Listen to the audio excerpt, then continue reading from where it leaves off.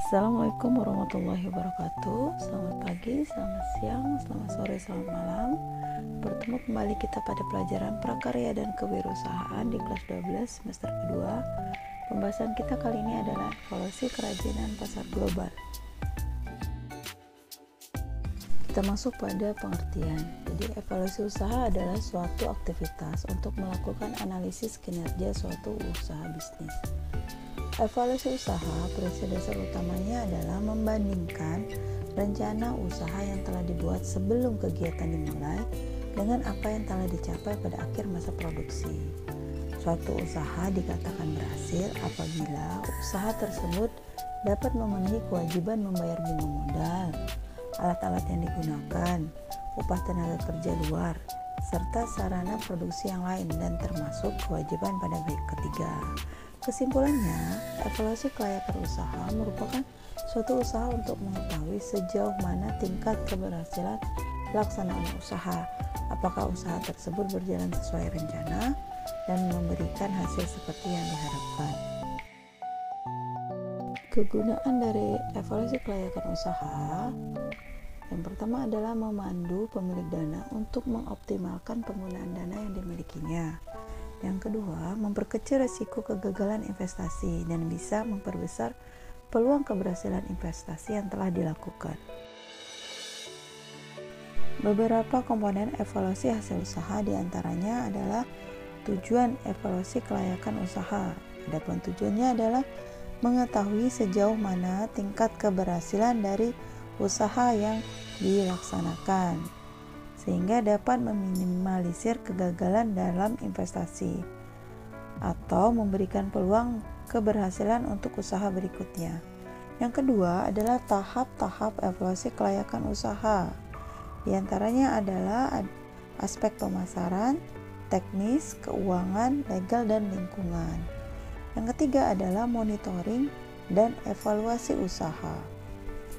Itu meyakinkan diri bahwa ia mampu atau usaha itu mampu untuk maju dan sukses, sehingga usaha yang sedang dijalankan ini ada kepastian berjalannya dengan baik. Kapan kita melakukan evaluasi usaha? Jadi evaluasi terhadap perkembangan usaha dapat dilakukan dalam beberapa kondisi. Yang pertama adalah secara rutin atau berkala. Biasanya dilakukan evaluasi bulanan, triwulan, ataupun tahunan. Bulanan ini maksudnya setiap bulannya. Evaluasi berkala ini sangat baik dimanfaatkan. Dengan adanya evaluasi secara rutin, maka masalah-masalah yang timbul bisa cepat diatasi dan peluang untuk pengembangan bisa lebih cepat dimanfaatkan. Yang kedua adalah evaluasi secara insidental. Maksudnya adalah evaluasi yang dilakukan setiap saat apabila terjadi suatu masalah yang dirasakan cukup signifikan. Contohnya misalnya melambungnya harga bahan baku seperti itu, ataupun dropnya penjualan di pasaran seperti itu. Jadi evaluasi seperti ini sebenarnya kurang baik karena masalahnya sudah terjadi dan tidak ada atau tidak bisa dilakukan pencegahan. Berikut ini adalah hal-hal yang perlu dievaluasi. Pertama adalah evaluasi cash flow bisnis. Maksudnya adalah evaluasi aliran uang masuk dan uang keluar dari total keseluruhan pada suatu bisnis. Jadi bisa menentukan bisnis ini atau usaha ini mengalami kemajuan atau tidak. Selanjutnya evaluasi kinerja atau target bisnis. Jadi untuk menunjukkan performa dari hasil kinerja dan dapat juga mengetahui apakah ada kesalahan-kesalahan yang dilakukan dalam usaha yang tanpa kita sadari. Selanjutnya ada evaluasi pengembangan produk. Jadi apabila tidak melakukan pengembangan produk, maka calon pembeli akan beralih ke produk lain.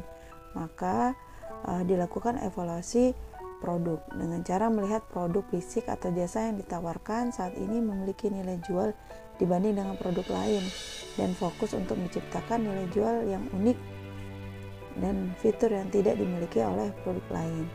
Jadi calon pembeli akan cenderung tertarik dengan produk atau layanan yang dimiliki.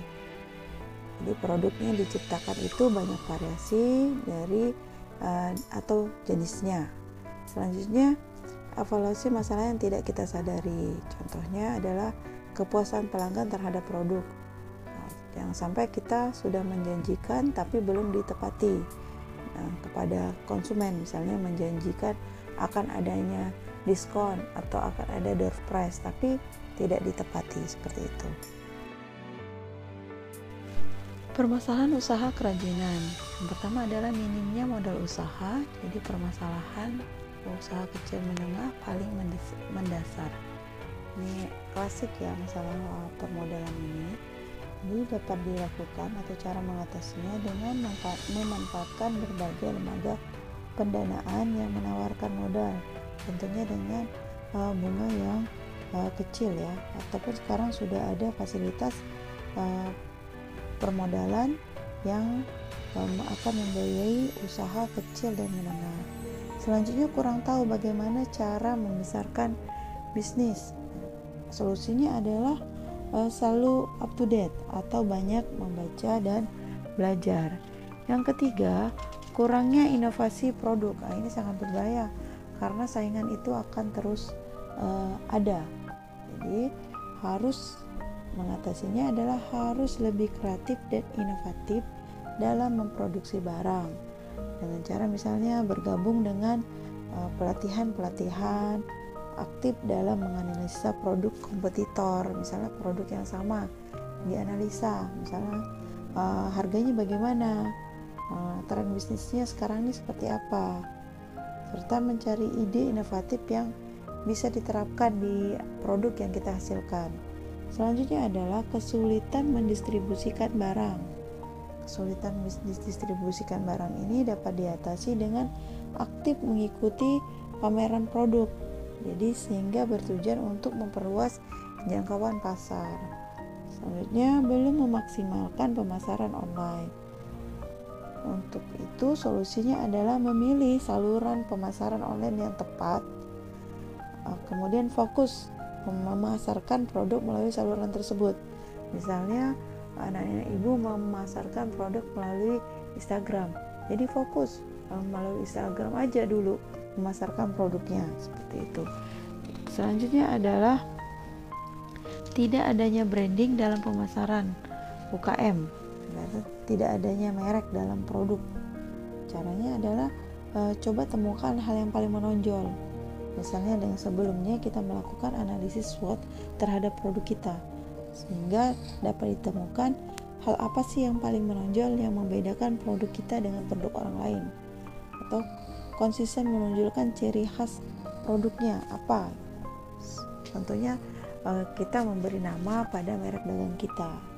Selanjutnya yang ketujuh, tidak melakukan program loyalitas pelanggan. Ini penting ya, program loyalitas pelanggan. Misalnya contohnya adalah mengadakan program promo, misalnya diskon, cashback, giveaway. Yang kedelapan adalah masih menggunakan pembukuan secara manual. Jadi mulailah belajar melakukan pembukuan secara otomatis dengan bantuan software. Yang kesembilan, tidak memiliki mentor. Mentor di sini tidak berarti harus memiliki pembimbing atau mentor bisnis yang nyata seperti itu dalam melaksanakan usaha. Misalnya tidak juga harus kalian itu bersekolah di sekolah bisnis atau bergabung dengan pelatihan eksklusif khusus untuk pebisnis. Yang paling penting adalah kalian harus tetap aktif untuk belajar keilmuan bisnis atau keahlian lainnya dengan cara bisa belajar dari buku, situs berita, media sosial dari para ahli bisnis.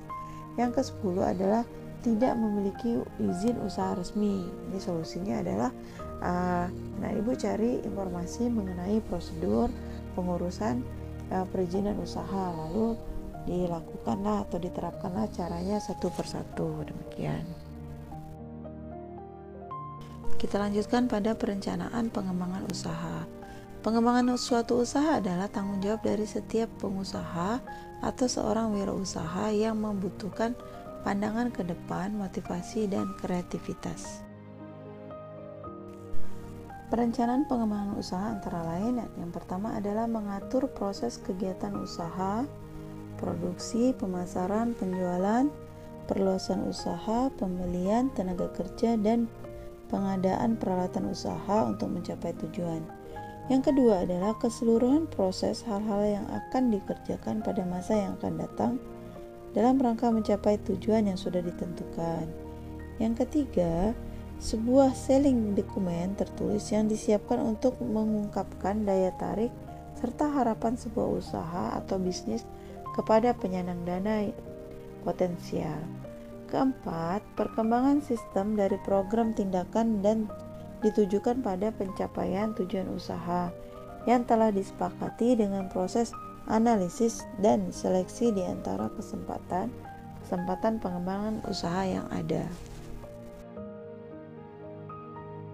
Langkah-langkah pengembangan usaha. Agar usaha dapat berjalan lancar dan sukses, dibutuhkan perencanaan yang matang dan kesiapan dalam menghadapi berbagai hal yang tidak diduga.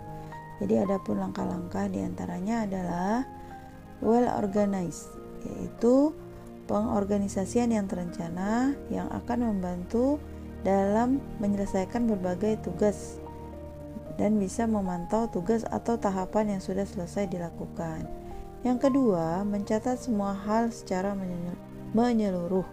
Jadi data yang menyeluruh akan sangat membantu untuk meninjau perkembangan bisnis, mengetahui adanya kekurangan dalam sebuah proses, dan mengembangkan strategi baru. Yang ketiga, menganalisa kompetitor bisnis. Ini cukup penting juga ya. Jadi untuk menganalisa kompetitor bisnis ini, kalian dapat belajar dari kompetitor kalian. Misalnya seperti itu. Jadi kompetitor itu misalnya memiliki strategi atau langkah apa yang kira-kira bisa menginspirasi kalian. Selanjutnya, memahami resiko. Jadi setiap bisnis atau setiap usaha itu pasti ada resiko.